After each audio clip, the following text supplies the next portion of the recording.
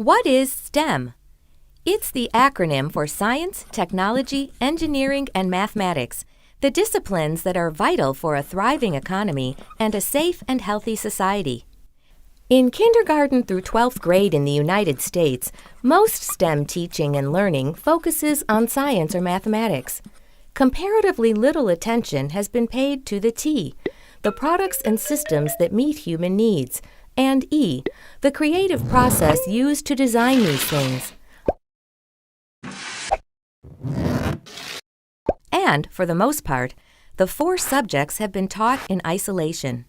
But new reform efforts, like the Next Generation Science Standards, are placing more emphasis on the connections between and among the STEM disciplines.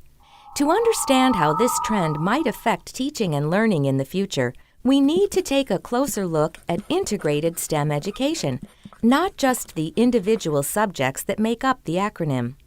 After all, in the real world, science relies on technology, mathematics, and engineering.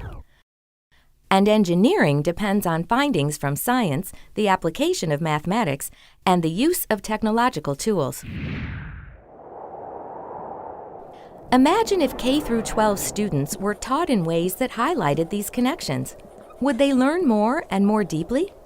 Might they see STEM disciplines as more relevant to their lives? Could it lead more of them to pursue STEM courses and careers? The answers to these questions depend in part on how integrated STEM education is implemented in schools and in out-of-school settings. Research suggests that implementation has to balance learning in the individual STEM subjects with more connected ways of learning. In addition, because it can be hard for students to make these connections themselves, teachers will need to make the connections explicit.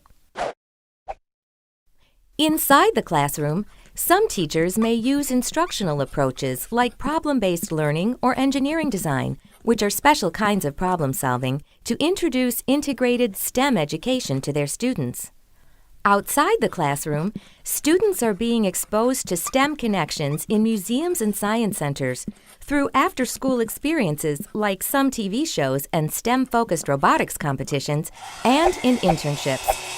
However, we need more research to better understand the potential benefits and limitations of integrated STEM education for students, teachers, and schools. What, for example, are the implications of integrated STEM education for how schools are organized? How can teachers be better prepared to teach in integrated ways? And how can we test kids to determine what they are really learning and able to apply as a result of integrated STEM experiences? The list of questions is long, but getting answers is important for students, teachers, and the nation. For more information about integrated STEM education, check out the STEM Integration in K through 12 Education report.